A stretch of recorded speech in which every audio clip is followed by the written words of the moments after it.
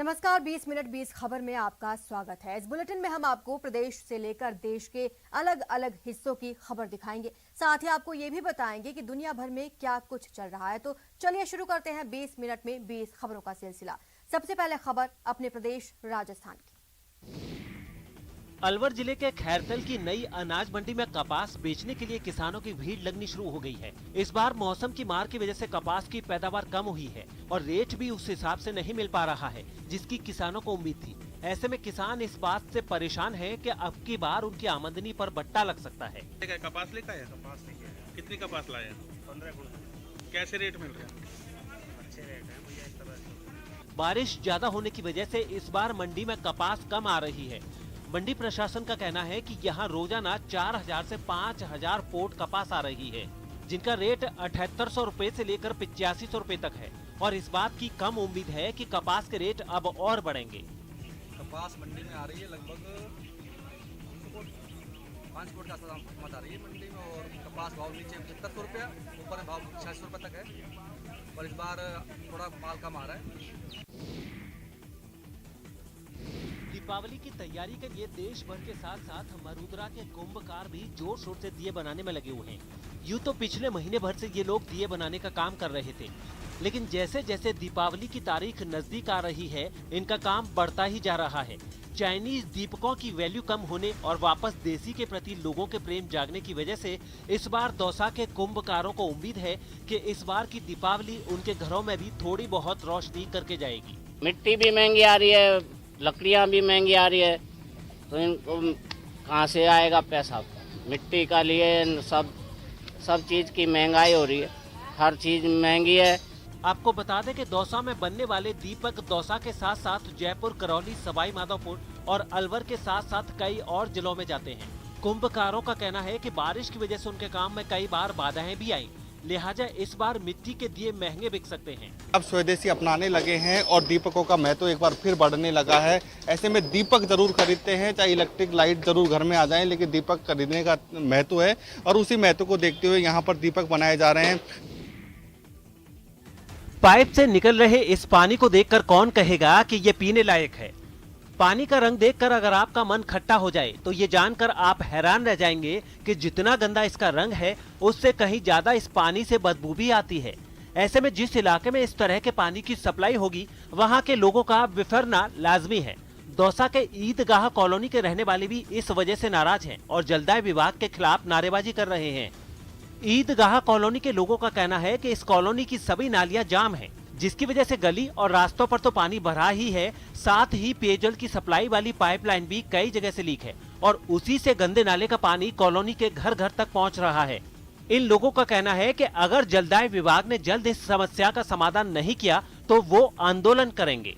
पानी ऐसा आ रहा है यानी गटर का पानी सीधा हुआ आ रहा है, काला बसंत पानी आ रहा है। इस पानी को लिए आयन जयन को पिलाया जाए। इंदिरा गांधी शहरी क्रेडिट कार्ड योजना में झुंझुनू पूरे प्रदेश में सबसे बेहतर काम कर रहा है और इसके लिए मुख्यमंत्री अशोक गहलोत ने झुंझुनू जिला कलेक्टर और आयुक्त नगर परिषद अनीता कीचड़ को शाबाशी भी दी है। मुख्यमंत्री अशोक गहलोत वीडियो कॉन्फ्रेंसिंग के जरिए इंदिरा गांधी शहरी क्रेडिट कार्ड योजना की समीक्षा कर रहे थे। इसी दौरान उन्होंने झुंझुनू की तारीफ की। आपको बता दें कि पूरे प्रदेश में झुंझुनू में सबसे ज्यादा 14,000 आवेदन तैयार करवाए जा चुके हैं। झुंझुनू में इंदिरा गांधी शहरी क्रेडिट कार्ड योजना के लिए नगर परिषद आयुक्त ने एक प्लान तैयार किया था, जिसमें सभी पार्षदों और सभापति का सहयोग भी लिया गया। इस प्लान के तहत पोर्टल शुरू होने से पहले ही नगर परिषद आयुक्त ने 60 वार्ड पार्षदों के साथ मिलकर योजना के लिए आवेदन तैयार कराने का काम शुरू कर दिया था, जिसकी वजह से यहाँ अब तक 14,000 से ज्यादा आवेदन ऑफलाइन तैयार करा दिए गए हैं। इसको लेकर सीएम गहलोत ने सराहनीय पहल करने पर आयुक्त अनीता कीचड़ से बात की और उनको बेहतरीन कार्य के लिए शाबाशी भी दी। अब तक नगर परिषद द्वारा लगभग 1800 से ऊपर है वो ऑनलाइन आवेदन प्राप्त कर चुके हैं और उनको विभिन्न बैंकों में भिजवा दिया गया है। इस योजना के अंतर्गत उन गरीब लोगों को 50,000 का ऋण मिलेगा। और अब देख लेते हैं कुछ अन्य राज्यों की खबरें। कोविड वैक्सीनेशन के 100 करोड़ के पूरे होने के एक दिन बाद पीएम मोदी ने राष्ट्र को संबोधित किया। इस संबोधन के दौरान पीएम मोदी ने कहा कि 100 करोड़ वैक्सीनेशन डोज केवल एक आंकड़ा नहीं है, ये देश के सामर्थ्य का प्रतिबिंब भी है। इतिहास के नए अध्याय की रचना है। ये उस नए भारत की तस्वीर है जो कठिन लक्ष्य निर्धारित कर उन्हें हासिल करना जानता है। पीएम मोदी ने इस दौरान ये भी कहा कि आज कई लोग भारत के वैक्सीनेशन प्रोग्राम की तुलना दुनिया के दूसरे देशों से कर रहे हैं। भारत ने जिस तेजी से 100 करोड़ का आंकड़ा पार किया है, उसकी सराहना भी हो रही है। जब 100 साल की सबसे बड़ी महामारी आई तो भारत पर सवाल उठने लगे, लेकिन आज ये 100 करोड़ वैक्सीन डोज हर सवाल का जवाब दे रहा है। प्रधानमंत्री मोदी ने फेस्टिव सीजन से पहले देशवासियों को कोरोना सुरक्षा को लेकर सतर्क भी किया और कहा कि हमें लापरवाह नहीं होना है। जैसे कवच कितना ही उत्तम हो, कितना ही आधुनिक हो, उससे सुरक्षा की पूरी गारंटी भी हो, तो भी जब तक युद्ध चल रहा है, हथियार नहीं डाले जाते।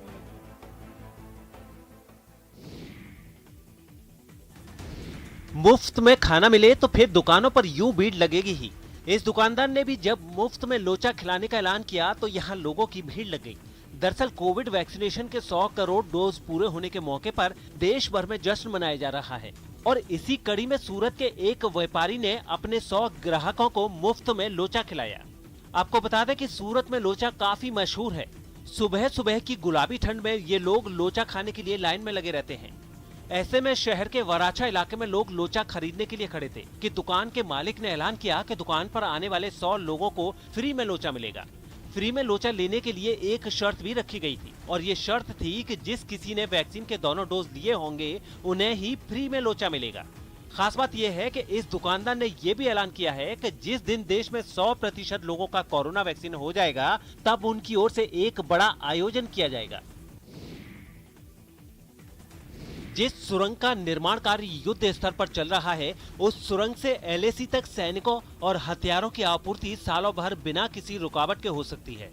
अरुणाचल प्रदेश के नूरानांग में बन रही सेला सुरंग पूरे साल तवांग को देश के अन्य हिस्सों से जोड़ने के लिहाज से महत्वपूर्ण साबित होने वाली है।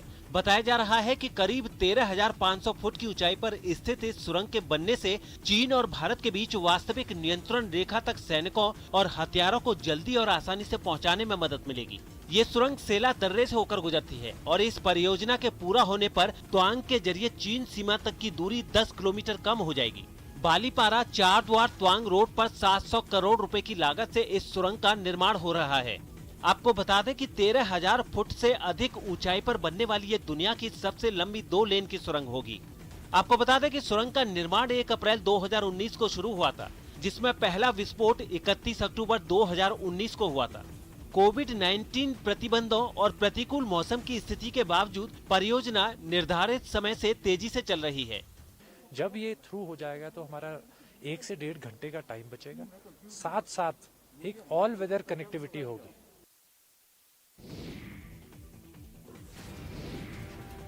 महाराष्ट्र के पुणे से चौंकाने वाली कुछ तस्वीरें सामने आई हैं। वहां कुछ नकाबपोश बदमाशों ने पिस्तौल के दम पर बैंक में लूट की। बताया जा रहा है कि इस लूटपाट के दौरान बदमाश वहां से कैश और सोना लूटकर फरार हो गए। दिन दहाड़े हुई ये वारदात बैंक में लगे CCTV कैमरे में रिकॉर्ड हो गई, जिसमें साफ दिखा कि चेहरे को कपड़े और मास्क से ढके 4 बदमाश पिस्तौल लहराते हुए बैंक में घुसे और वहां मौजूद बैंक कर्मचारियों और ग्राहकों को बंधक बना लिया। उसके बाद उन्होंने बैंक के एक कर्मचारी को पकड़ा और जहां जहां कैश और दूसरा कीमती सामान रखा था वो निकलवा कर अपने बैगों में भर लिया। इस दौरान एक बदमाश ने बंधक बनाए लोगों पर नजर बनाए रखी। इस वारदात को अंजाम देने के बाद चारों आरोपी वहां से भाग निकले।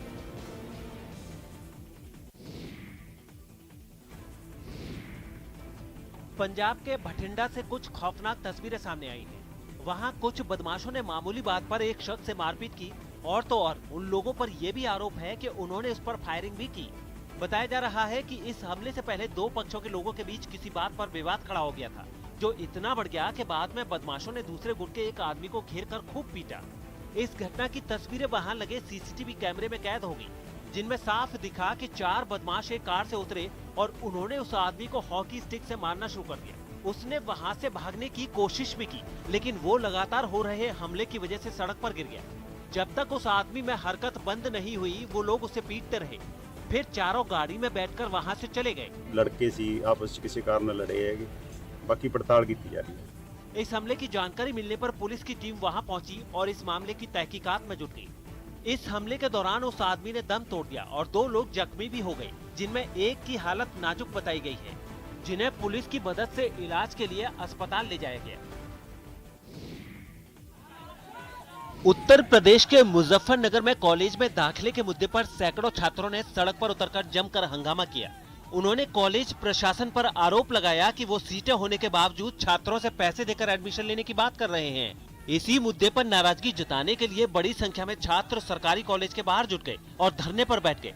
यहाँ उन्होंने कॉलेज प्रशासन के खिलाफ जमकर नारेबाजी भी की।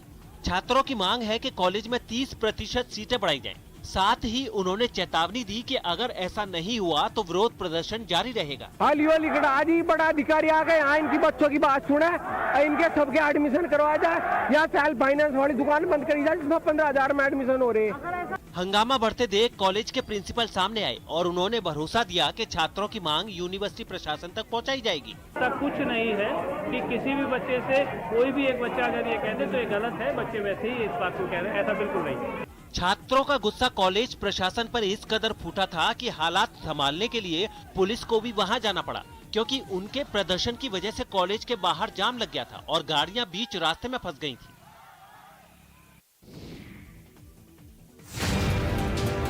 उत्तर प्रदेश के बदायूं के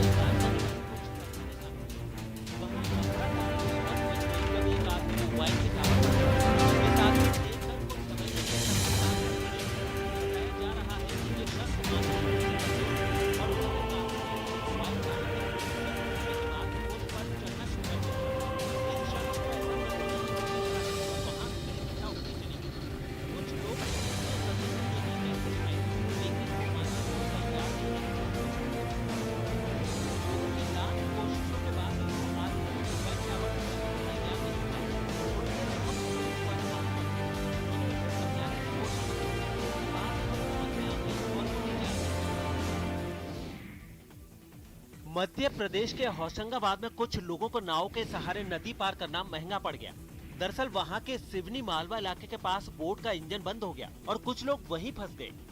नर्मदा नदी में उफान की वजह से इन लोगों के लिए तैरकर बाहर आ पाना भी संभव नहीं था।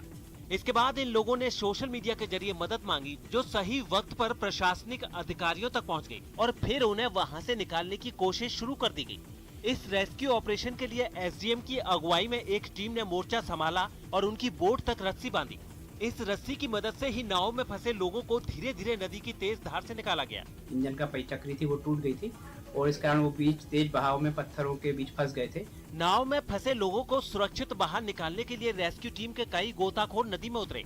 इन लोगों ने न केवल नदी में फंसे 5 लोगों को निकाला, बल्कि उनकी नाव को भी किनारे तक लेकर आए। नाव को बाहर खींचने के लिए तकरीबन 8 से 10 लोग किनारे पर पूरी ताकत से रस्सी को खींचते रहे, तो वहीं कई गोताखोर पानी में नाव को पथरीले इलाकों से पार करवाते दिखाई दिए।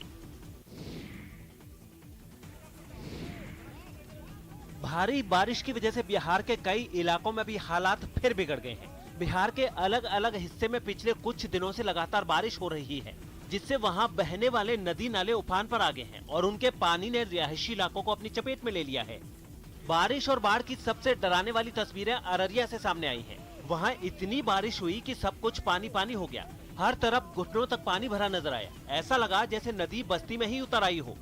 सैलाब ने लोगों के मकानों में भी कब्जा जमा लिया। लोग अपने ही घर में फंसकर रह गए। खाने पीने तक का संकट पैदा हो गया। सुपौल में भी यही हालात नजर आए। वहाँ तो पानी भरने से कई इलाकों का संपर्क कट गया। लोग कमर तक पानी में डूबकर आने जाने को मजबूर हो गए। पूर्णिया में बेमौसम बारिश का सबसे ज्यादा नुकसान किसानों को हुआ।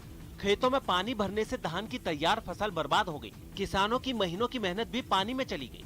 नवादा से जो तस्वीरें सामने आई हैं, उनमें गोभी और दूसरी सब्जियों के खेत पानी में डूबते नजर आए। बताया गया है कि ये सब्जियां कुछ दिन में ही बाजार में पहुंच जाती, लेकिन अक्टूबर के अंत में हुई इस बारिश ने सब बर्बाद कर दिया।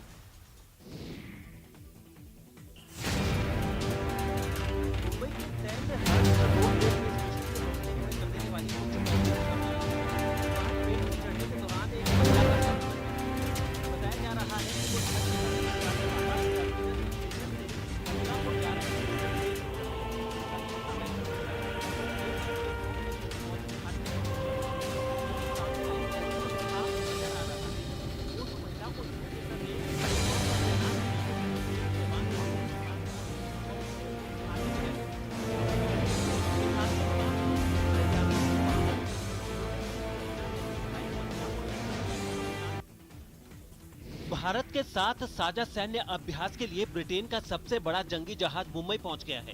चीन से तनातनी के बीच दोनों देशों की नौसेनाएं अरब महासागर में एक बड़ा सैन्य अभ्यास कर रही हैं और उसी के लिए ब्रिटेन का जंगी बेड़ा अपने सबसे ताकतवर जहाज HMS क्वीन एलिजाबेथ के साथ भारत पहुंचा है। मुंबई के तट से थोड़ी दूर मौजूद इस जहाज की तस्वीरें भी सामने आई। खास बात यह है कि इससे 5वीं पीढ़ी के F-35 लड़ाकू विमान उड़ान भरते दिखाई दिए। इन विमानों ने जहाज पर वर्टिकल लैंडिंग करके दिखाई। F-35 विमान को दुनिया का सबसे खतरनाक लड़ाकू विमान कहा जाता है, क्योंकि ये रडार की पकड़ में आए बिना ही अपने दुश्मन को तबाह कर सकता है। इस विमान के अलावा ब्रिटेन के सबसे बड़े जंगी जहाज में कई अटैक हेलीकॉप्टर और दूसरे हथियार भी रखे नजर आए। कॉन्कर्ड शक्ति नाम के इस अभ्यास के दौरान समंदर में किसी तरह की चुनौती से निपटने की तैयारियां पर की जाएंगी।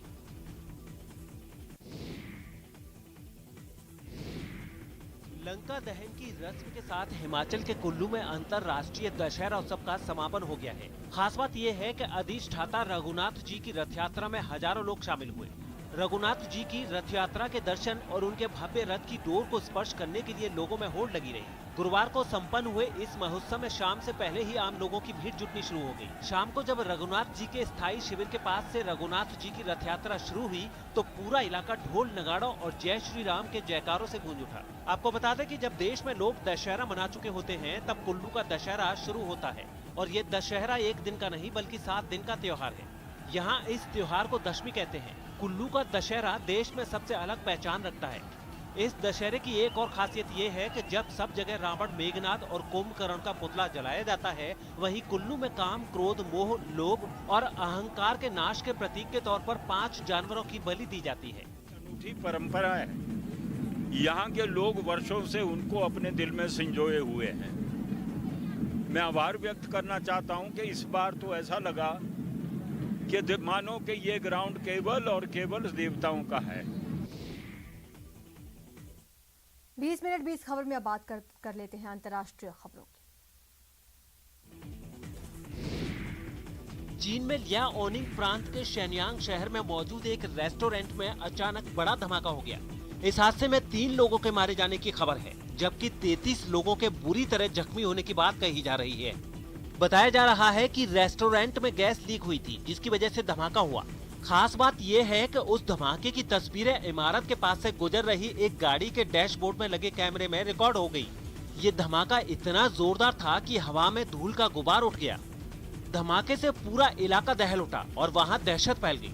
लोग इधर उधर भागने लगे तो इमारत के टुकड़े उछलकर दूर गिरते दिखाई दिए। इस धमाके के बाद पूरे इलाके में अफरा तफरी मच गई।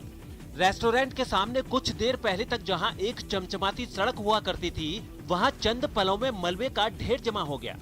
धमाके की वजह से कई मंजिला इमारत खंडहर में तब्दील हो गई, जबकि वहां खड़ी कई गाड़ियां कबाड़ बन गईं। बताया गया है कि ये धमाका सुबह 8:20 पर हुआ, जिसमें रेस्टोरेंट के सामने से गुजर रही एक बस के परखच्चे उड़ गए। इसके बाद इमारत और गाड़ियों में लगे शीशे के टुकड़े जमीन पर हर तरफ बिखरे नजर आए। घटना की खबर मिलते ही मौके पर दमकल की कई गाड़ियां पहुंची और बचाव अभियान शुरू कर दिया गया। मध्य अमेरिकी देश ग्वाटेमाला में पूर्व सैनिकों और पुलिस के बीच हिंसक झड़प हो गई, जिसमें कई लोग घायल हो गए। ये पूर्व सैनिक वहां 36 साल तक चले गृह युद्ध के दौरान अपनी सेवाओं के बदले मुआवजा मांगने इकट्ठा हुए थे और मार्च करते हुए वो वहां की संसद तक पहुंच गए थे, लेकिन वहां पहले से तैनात सुरक्षा बलों ने उन्हें आगे बढ़ने से रोक दिया। इसके बाद तो वहां हंगामा शुरू हो गया। पूर्व फौजियों ने आगजनी शुरू कर दी। यही नहीं, कई प्रदर्शनकारी तो संसद की पार्किंग में घुस गए और वहां खड़ी गाड़ियों को आग के हवाले कर दिया। वहां से सामने आई तस्वीरों में ये गाड़ियां लपटों से घिरी नजर आईं और वहां धुएं का गुबार भी उठता नजर आया। हंगामा इतना बड़ा कि पुलिस को आंसू गैस के गोले तक दागने पड़े। हालात बिगड़ते देख पुलिस ने भी सख्ती दिखाई और प्रदर्शनकारियों को वहां से खदेड़ना शुरू कर दिया। इस बीच संसद के अंदर फंसे नेताओं और अधिकारियों को भी सुरक्षा के बीच बाहर निकाला गया। खबर है कि पूर्व फौजियों के इस संगठन ने संसद के साथ शहर की कई दूसरी जगहों को भी निशाना बनाया। आपको बता दें कि ग्वाटेमाला में सैन्य तानाशाही के खिलाफ वामपंथी विचारधारा वाले सेना के कुछ जूनियर अफसरों ने विद्रोह कर दिया था, जिसके बाद वहां 1960 से 1996 तक गृह युद्ध छिड़ा रहा। जिसमें लगभग 2 लाख लोग मारे गए थे, जिनमें आम नागरिकों के लिए तो ग्वाटेमाला की सरकार ने मुआवजा देने का फैसला किया, लेकिन पूर्व सैनिकों को मुआवजा देने से इनकार कर दिया और अब वही पूर्व सैनिक अपना हक मांग रहे हैं। चिली के वलपरे ईसो बंदरगाह पर कुछ मछुआरे समंदर में ही नौसेना के अधिकारियों से भिड़ गए। बताया गया है कि समंदर में कई नाव में सवार ये मछुआरे अपनी मांगों को लेकर प्रदर्शन कर रहे थे और इसी दौरान उस वक्त हंगामा तब बढ़ गया जब कुछ प्रदर्शनकारी मछुआरों ने वहां आगजनी कर दी। इस आगजनी की वजह से बंदरगाह पर कई जगहों से काले धुएं का गुबार उठता दिखाई दिया। मछुआरों ने जेट्टी यानी समंदर के किनारे जहाजों के रुकने वाली जगह पर लगे करीब 5 बड़े टायरों में आग लगा दी थी। इस आग को बुझाने के लिए नौसेना के जवान जहाज पर सवार होकर पानी की तेज धार से आग बुझाते नजर आए। इस बीच प्रदर्शनकारी मछुआरे अपनी नावों पर झंडे लगाकर विरोध जताते नजर आए। हालात काबू में करने के लिए वहां की सुरक्षा में तैनात नौसेना एक्शन में आई तो मछुआरों की तरफ से नौसेना के नाव पर हमला भी किया गया। मछुआरों और नौसेना के बीच चल रहे हंगामे से समंदर में अफरा तफरी का माहौल दिखा, जबकि बंदरगाह पर मौजूद मछुआरे भी अपनी मांगों के लिए नारे लगाते नजर आए। बताया गया है कि ये मछुआरे चिली की सरकार से बंदरगाह पर उनके जहाजों और नाव के लिए नया डॉक बनाकर देने की मांग कर रहे हैं ताकि वो वहां पर काम कर सके, लेकिन सरकार उनकी मांग मानने को अब तक तैयार नहीं हुई है। स्पेन के ला पाल्मा द्वीप पर फटे ज्वालामुखी के लावा के बीच कुछ जानवर फंसे रह गए हैं, जिन्हें आसमान के जरिए मदद भेजी गई है। बताया गया है कि वहां पर 4 कुत्ते सिंचाई के लिए इस्तेमाल होने वाले 2 खाली पूल में छूट गए थे, जिनके बारे में तब पता चला जब आसमान से ली गई कुछ तस्वीरों में वो नजर आए। ऐसे में जब तक उनको वहां से बाहर नहीं निकाला जा रहा, तब तक उनके पास ड्रोन की मदद से खाने पीने का सामान भिजवाया जा रहा है। बताया गया है कि ऐसा बीते 1 हफ्ते से चल रहा है। उन कुत्तों के लिए खाना लेकर रोजाना ड्रोन उड़ता है, लेकिन जो तस्वीरें सामने आई हैं, उनमें उन कुत्तों की हालत कुछ ठीक नहीं दिखी। लावा की राख से घिरे वो कुत्ते खाना मिलते ही उस पर टूट पड़े। द्वीप पर फंसे उन कुत्तों को वहां से सुरक्षित बाहर निकालने के लिए टेस्टिंग जारी है और इस टेस्टिंग की भी कुछ तस्वीरें सामने आई हैं, जिनमें ड्रोन के साथ एक जाल बांधा गया जिसमें वजन डालकर उसे उड़ाया गया और ये देखा गया कि क्या वो उन कुत्तों को इसी तरह वहां से सुरक्षित निकाल सकेगा। इसी बीच बड़ी